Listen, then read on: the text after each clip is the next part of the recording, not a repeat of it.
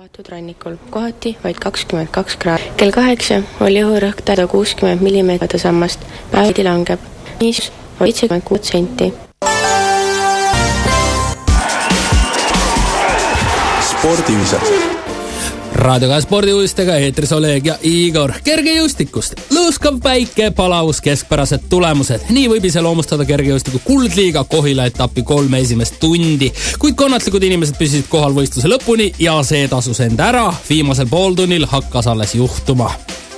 Hiina sporditarvete firma Li Ning valmistas Jamaika sprinterile Asafa Powellile kosmosenaelikud, mis peavad vastu vaid 3 võistlust. Jalanõud on tehtud täpselt Powelli jala järgi, eriliselt materjalist ja ülikerged. Materjal, mille naelikud valmistati, on nii õhuke, et sureb pärast 3 jooksu ning jalanõud tuleb ära visata, selgitas Powell. Aga muidu on naelikud superhead ja lubavad mul mitmeid sajandikke kärpida. Jalgpallist ka. Vigastatud Raio Piiroja tuleb nüüd koju ning sarnaselt eelmiste vigastuspausidega tuleb ta ka seekord koju ravile.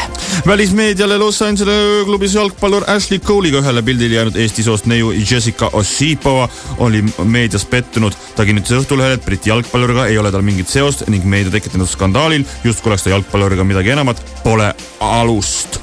Jalgpallist veel. Eesti jalgpallikoondise väravahi Artur Kotenko karjääri jätkub Aserbaidžaani meistriliiga uustulunga Baku Ravani ridades, kellega Kotenko sõlmis 2 aasta pikkuse lepingu.